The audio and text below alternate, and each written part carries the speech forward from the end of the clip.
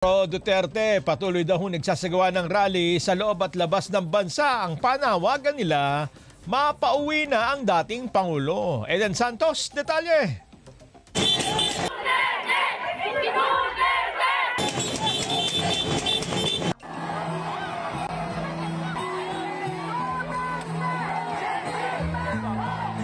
Tuloy-tuloy ang kilos protesta ng mga taga-suporta ni dating Pangulong Rodrigo Duterte sa loob at labas man ng bansa.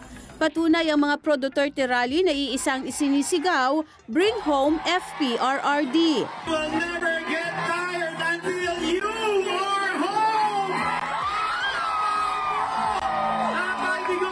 Suportado rin ng mga ito ang War on Drugs campaign ng dating administrasyon. Ito, malaki-laki ito.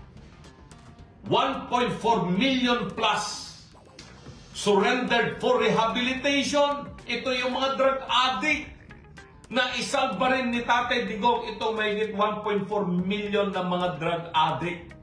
Idiniin naman ni Atty. Raul Lambino na dating Administrator at Chief Executive Officer ng Cagayan Economic Zone Authority at Presidential Advisor for Northern Luzon na sa panahon ng Duterte administration ay mahigit 1.4 milyong drug addict ang sumuko sa gobyerno. Nilinaw nito na hindi napatay sa war on drugs ang mga ito kundi nagparehab.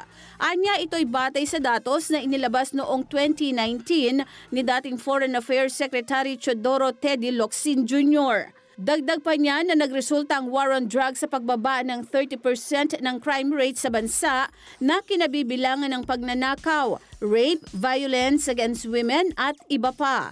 Nanindigan naman ng Malacanang na mismo ang dating administrasyon ang humiling na ipatigil muna ang pag-iimbestiga ng ICC sa war on drugs. Kinwestiyon kasi ng kampo ng mga Duterte ang mabilis na pag-aresto kay FPRRD at ang paglilitis ng ICC na walang jurisdiksyon sa Pilipinas.